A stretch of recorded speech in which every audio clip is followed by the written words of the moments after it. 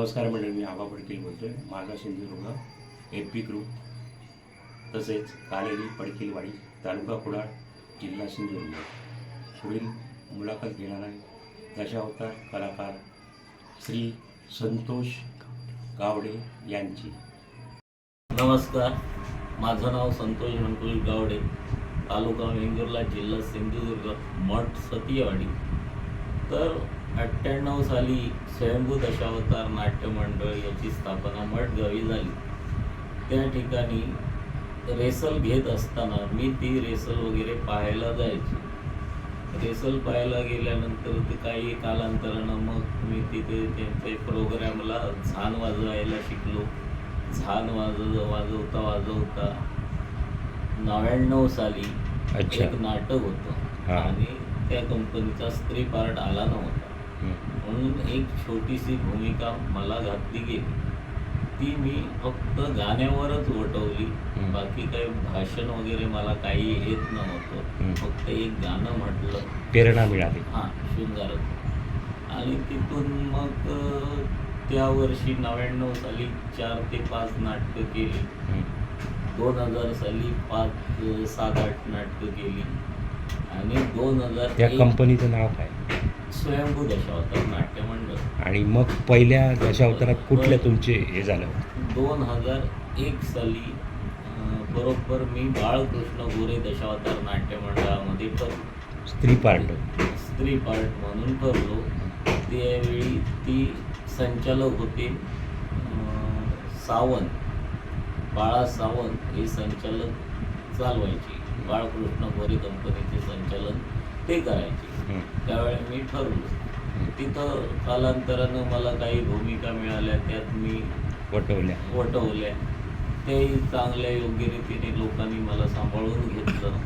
तदनंतर 2002 साली मी खानोलकर दशावतार नाट्य मंडळामध्ये मी ठरलो. त्यावेळी तिथेही काही भूमिका अशा चांगल्या झाल्या. त्यात एक आणि त्यांच्यात जे खानोलकर दशावतार होतं त्यांच्यात असे कलाकार होते तुमच्याबरोबर जे भूमिका वटवायचं, त्यांचं नाव काय? रघु मेस्त्री. म्हणजे राजपाटाचं काम करायचे आणि तुम्ही त्यांच्याबरोबर करायचे. त्यावेळी त्या खानोलकर कंपनीत रघु मेस्त्री नावाचे एक गृहस्थ नाटकाचे होते.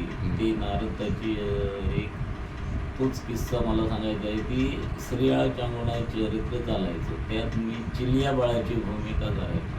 म्हणजे जवळजवळ तुम्ही अष्टपैलूच आहे. चिलिया बाळाची भूमिका करायचो. फक्त चिलिया बाळाचं ज्यावेळी शिर तोडतात त्यावेळी ज्या हार्मोनियमच्या मध्ये आणि पकवाजवाला असतो त्याच्यामध्ये ज्या पडायचो मी, तो असा पडायचो की लोकांना खरंच शिर मारल्यासारखं एवढाच मी राहायचो.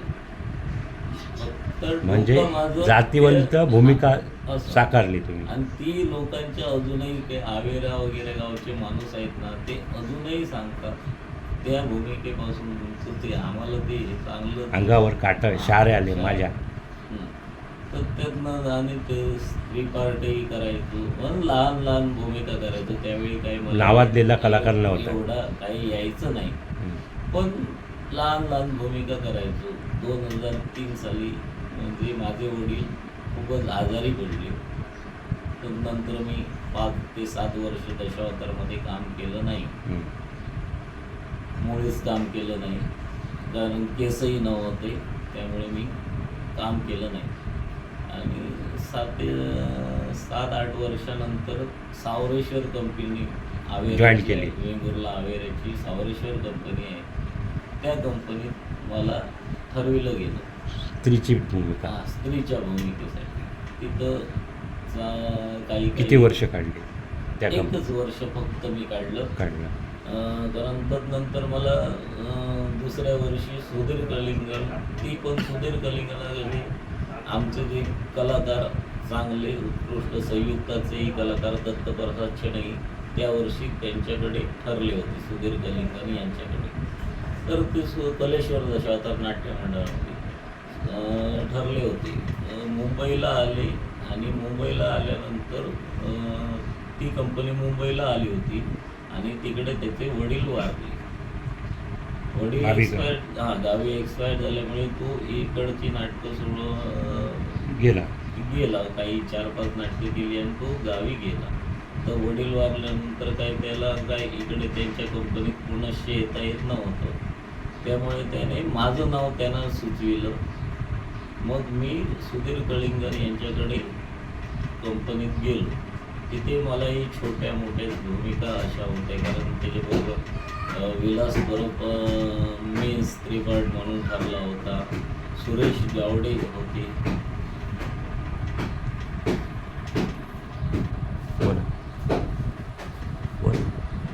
सुरेश गावडे होते.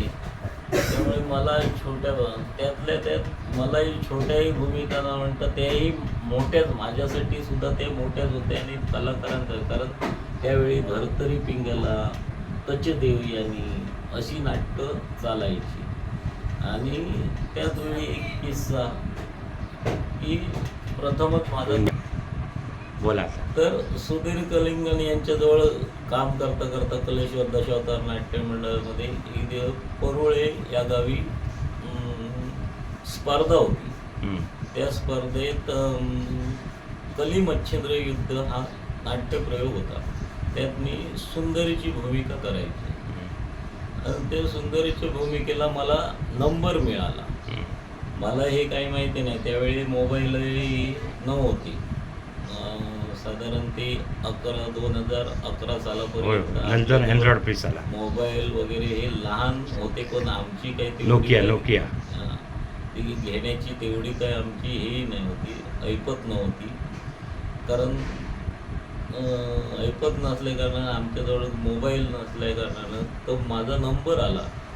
ते काही कलाकार म्हणायचे नंबर आला, आम्हाला पार्टी हवी. मला ते खोटंच वाटायचं. तर नंतर सुधीर कलिंगन हे ड्रायव्हर म्हणून ST मध्ये कामाला होते. ते दुसऱ्या दिवशी ज्यावेळी प्रयोग होता त्यावेळी ते आले. रात्री किती 11 वाजता आले ते पण म्हणू लागले. तरी मला ते खोटं वाटू लागलं की माझा नंबर आला, सुंदरीला नंबर आला. कारण ती सुंदरी मी अगदी सहज त्यांनी सांगितल्याप्रमाणेच साजरी करायचो. आणि ती सुंदरी अशी एका माणसाला ग्रुप कशी खेळवून ठेवते. आणि कालांतरानं ती व्हिलन होती. आणि व्हिलनवरून त्याच गृहस्थाला, म्हणजे तो राजा जो असतो त्याला ती झेडकारून लावते. आणि त्या एका वाक्याला फक्त मला राजा तू एक कर्म केलंयस, त्या कर्माची फळं तूच भोगायला पाहिजे. त्या वाक्याला प्रत्येक नाटकाला मला टाळी पडायची आणि पडायची. कलाकाराला म्हणजे कलाकारांना पैशापेक्षा, बक्षिसापेक्षा टाळ्यांचा साथ तेच आम्हाला बक्षीस यश आहे ते. आणि ते त्याने सांगितलं तरी मला खरं वाटलं नाही. आणि त्यावेळी आमची मोटरसायकल वगैरे नव्हती. यायचो कुडाळला किती वाजता, 3 वाजता उतरायचो, तिथे स्टँडवर झोपायचो. आणि स्टँडवर आल्यानंतर तिथं पेपर लवकर यायचे, 4-4:30 वाजता तिथे पेपर यायचे. तो पेपर घेतला आणि वाचलं. त्यावेळी मला खरं वाटलं की माझा, आणि तिथून माझं म्हटलं आता काहीतरी आपलं एक नाव झालं स्पर्धेत. म्हणजे आता आपण काहीतरी आता चांगलं करायचं लोकांच्या. त्यावेळी असा एक किस्सा झाला. कुडाळेश्वर मंदिरमध्ये सुधीर कलिंगन यांचं नाटक होतं आणि मेन स्त्री पार्ट विलास परब म्हणून इन्सुलीचे होते. तर त्यांच्या डोळ्यात आम्ही जो अभ्रक वापरतो तो पडला. आणि त्यामुळे त्यांचा डोळा सुजला गेला. आणि त्या ठिकाणी नाटक मागितलं होतं, वृंदा जलधर हे नाटक मागितलं होतं. आणि त्या नाटकात तोच भूमिका, ही वृंदेची भूमिका तोच करायचा. तुम्ही केली. पण तो नसल्या कारणानं ती मला भूमिका वटवायला भेटली. सुधीर कलिंगन यांनी आता ती भूमिका तू कर असं सांगितलं. म्हणजे माझ्यावर एवढा त्राण आला की मी कधी एवढ्या मोठ्या कलाकारासोबत काम केलं. कारण आधी 3-4, पण ती भूमिका, एवढी मोठी भूमिका मी कधीच केलीच नाही ना. तरी पण काही होऊन मी झोपलो नाही, त्यांना विचारून चालू. आणि ती अप्रतिम लोकराजा सुधीर कलिंगन आज दशावतारातील लोक नावाजलेला. नावाजलेले आज त्यांची तुलना कुठल्याही राजाशी होऊ शकत नाही किंवा राजपाटाशी होऊ शकत नाही. कारण त्यांचा हावभावच असा होता, प्रत्येक शब्दाला त्याने मला जी भूमिका वटवली त्याने मला थाप दिली. तो म्हणायला लागला की त्याच्याही पेक्षा तू एक नंबर भूमिका सुंदर केली आहे. आणि तदनंतर माझा प्रवास चालू झाला.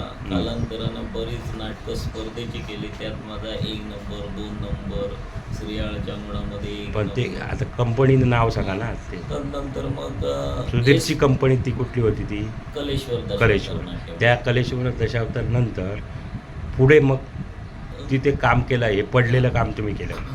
त्याच्यानंतर कुठली कंपनी जॉईन केली? कलेश्वर कंपनी 2 वर्ष काम केल्यानंतर एस कुमार तळवणेचे त्यांनी कंपनी काढली होती. एस कुमार तळवणेकर दशावतार नाट्यमंडळ. त्या कंपनीत मी 3 वर्ष सलग काम केलं. आणि ते पण नावाजलेले एक खलनायक, त्यांच्याबरोबर काम करताना साजेलची भूमिकाच मला ती द्यायची.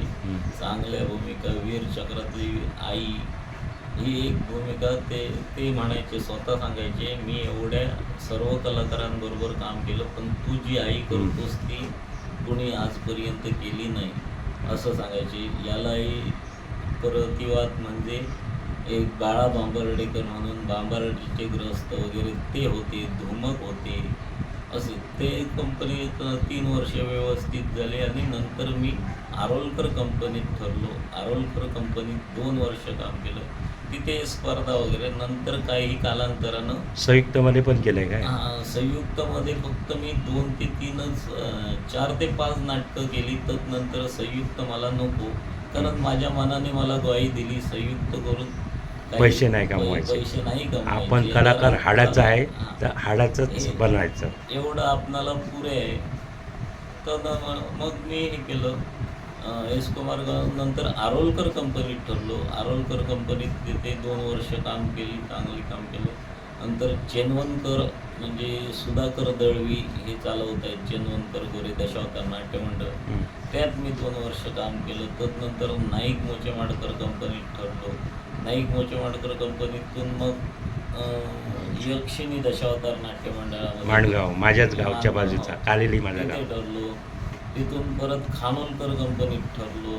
खानोलकर कंपनीतून मग परत मोरेश्वर दशावतार नाट्यमंडळ, शंकर मोरे म्हणजे माझे मालक पाहुणे. शंकर मोरे यांच्याकडे ठरलो. तिथे त्यांच्या पण एवढ्या कालांतर- दिग्गज कलाकाराबरोबर काम केलं म्हणजे हाडाचेच कलाकार आहेत तुम्ही आणि अष्टपैलू आहेत. तर या सर्व कलाकारांबरोबर काम केलं, कंपनीत काम केलं. आणि पुनश्च 1 वर्ष जरा घराचं कारण असल्या कारणानं, माझ्या घर बांधणे चालू असल्या कारणानं मी 1 वर्ष गॅप ठेवली होती गेल्या वर्षी 2024 साली. आणि यावर्षी पुनश्च नाईक मोचेमाडकर कंपनीमध्ये ठरलो. आणि तिथे माझं नाव लौकिक ख्यातिकीर्ती आणि होते. तुमच्याबरोबर ते नाईक कंपनीत राजपाटाची भूमिका करतात, त्यांचं नाव काय? आनंद नार्वेकर. अच्छा. आनंद नार्वेकर दिग्गज कलाकार. दिग्गज कलाकार. आणि ते आम्हाला खेळीमेळीचं आता या नाही. आणि तुम्ही आता कुठलाही भाग लावतात ना हां. त्यावेळी तुम्हाला पहिली चर्चा असते काय? हां हां. आता पुढचा जर त्याचे भाग हां. त्याचे मेन आहेत ना, ते तुम्हाला असे गोष्टी सांगतात, बा आता अशी भूमिका वटवायची आहे, असं करायचं आहे. हां. तर ते तुम्ही ऐकून मग तिथे हां, ऐकून. रंगमंचावर जाऊन तशी भूमिका करता. आता रंगमंचावर कसं आहे, आता एक स्टोरी आम्हाला सांगितली. स्टोरी काय फक्त 5-10 मिनिटापुरती, पण रंगताना आपणाला काय बोलायचं आहे हे आम्ही ठरवत असतो. आणि माझी नजर कुठे, आपला जरी आप्तइष्ट जरी आला तरी मी तिथं माझी नजर नसते, कारण माझं मनन चालू असतं.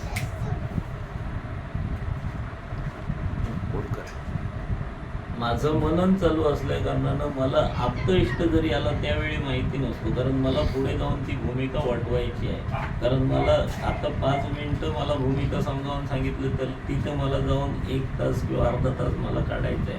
म्हणजे मी काय बोललं पाहिजे हे असं जातं. त्यातल्या त्यात एक आरोलकर कंपनीत हे आत्ताच त्यांचं दुःखद निधन झालं, ते प्रशांत मेस्त्री. आरोलकर कंपनीत असताना प्रशांत मेस्त्री आणि दामोदीला नाटक होतं, काय रे ते राजचंद्रांगत नाटक त्यांना हवं होतं. आणि त्यावेळी प्रशांत मेस्त्री आले होते. आता ते प्रशांत मेस्त्री दिग्गज कलाकार. हां. सुधीर बरोबर वटवलेली भूमिका. आणि काही भूमिका करत नाही, त्यामुळे मी त्यांना त्या चंद्रांगणातली त्यांना भूमिका मी राणीची इंदुमतीची भूमिका मी त्यांना करायला सांगितली. आणि ते जे व्हिलन असतात गीतेश्वर भूतेश्वर, ते भूतेश्वर एक मी गेलो, म्हणजे व्हिलन मी केला. आणि त्यावेळी ते नाटक पूर्ण झाल्यानंतर तिथले लोक आले, आम्ही तुमचं काय बघितलं होतं, पात्र बघितलं होतं इंदुमती, म्हणूनच हे आम्ही नाटक ठरविलं. कारण मी जी अप्रतिम कलाकार होते प्रशांत मेस्त्री, पण आमच्यात जो एकदा संचात जो बसला, खेळ बसला, तो ते एक जरी चुकलं बाजूला गेला की ते होत नाही. तो म्हणा तुमच्यामुळे आम्ही नाटक ठरविलं होतं आणि नाटकाचं पुरा बट्ट्याबोळ झाला. चांगले कलाकार प्रशांत मेस्त्रींचीच मी कला बघून मी शिकलो आहे. त्यांना आदरांजली वाहून पुढे मी त्यांना नतमस्तक होऊन भूमिका वटवतो. असं त्या प्रशांत मेस्त्री त्यांना मी आदरांजली वाहतोय, कारण त्यांच्याच भूमिका पाहून मी आजपर्यंत मी दशावतार देव, आणि दशावतारात बरंच काही शिकण्यासारखं आहे. मी तर अपूर्ण आहे, म्हणजे मी म्हणतो मी 10%च आहे. माझ्याहीपेक्षा कलाकार 100% कोण परिपूर्ण नाहीच आहे, पण माझ्याहीपेक्षा 70%पर्यंत कलाकार आहेत. मी 10%च आहे असं मी माझ्या मनात, मला कुठल्या कलेचा गर्व नाही. मी नारदाची भूमिका केली, मी व्हिलन केला, फक्त राहता राहिला तो फक्त मारुतीचे एक काम केलं नाही, बाकी सर्व ब्रह्मदेव. म्हणजे जवळजवळ तुम्ही अष्टपैलू कलाकार आहात. अष्टपैलू आहे, पण लोक आवड फक्त माझ्या स्त्री पार्टाची आहे. त्यामुळे आणि तुमची शेती वाडी सांभाळून, घर प्रपंच सांभाळून ही कला जोपासतात, याच्याबद्दल मला पण अभिमान आहे. मी आबा पडकील, कारेली पडकीलवाडी. मी गवंडी कामही करतो, सेंटरिंगचंही काम करतो, झाडं तोडा. मला कुठच्या कामात वाईट अजिबात वाटत नाही, कारण आपलं पोट उदरणे राहावं, कोणाची चोरी करायची नाही, फक्त आपल्या अंगात फळ असायला पाहिजे, काबाड कष्ट करण्याची ताकद असायला पाहिजे. त्यामुळे मी सर्व काही गवंडी काम करतो, सेंटरिंगचं काम करतो, झाडं तोडण्याचं काम करतो, एवढं काम करतो. सर्व काही माझं ठीक आहे, व्यवस्थित आहे. आणि अजून काय पुढील दुसऱ्या कंपनीत जायचा विचार आहे की इथेच राहायचा? पुढे अजूनपर्यंत काही मी मनाच्या ठिकाणी ठरविले नाही. पुढे दुसऱ्या कंपनीत जावं, कारण इथले मालक चांगले आहेत, चांगले आहेत, व्यवस्थित आहेत, सांभाळून घेणार आहेत. त्यामुळे काय अजून काही. आणि आत्ताच काल तुमचं इकडे नालासोपाऱ्याला नाटक झालं ना, संतनगरला? हो, संतनगरला. हां. आणि तुम्ही आता बहिणीच्या घरी भाऊबीज निमित्त आलात. भाऊबीज. मी तर तुम्हाला बघितलं नव्हतं, पण तुमच्या भाचीने माझी ओळख करून दिली की ह्या माझा मामा म्हणून मला वाटलं की एक जातिवंत कलावंत आहे, त्याची आपल्यात एक क्लिप असावी अशी मला इच्छा झाली. आणि त्यामुळे मी ते सकाळी तुमच्या घरी आलो आणि तुमची मुलाखत घेतली. नमस्कार. आणि तुमच्या या मुलाखतीतून पुढील वाटचालीसाठी आबा पडकील शुभेच्छा देतो. आणि तुम्हाला येणारे नवीन वर्ष सुखाचे, समृद्धीचे, समाधानाचे, आरोग्यदायी जावो ही इच्छा प्रकट करून माझी मुलाखत संपवतो. धन्यवाद. नमस्कार. तुम्हालाही मी दिवाळीच्या हार्दिक शुभेच्छा देतोय. धन्यवाद. आणि त्या गणरायाला तुम्हाला उदंड आयुष्य देव एवढी प्रार्थना करतो. माझे 2 शब्द संपवतो. धन्यवाद. धन्यवाद.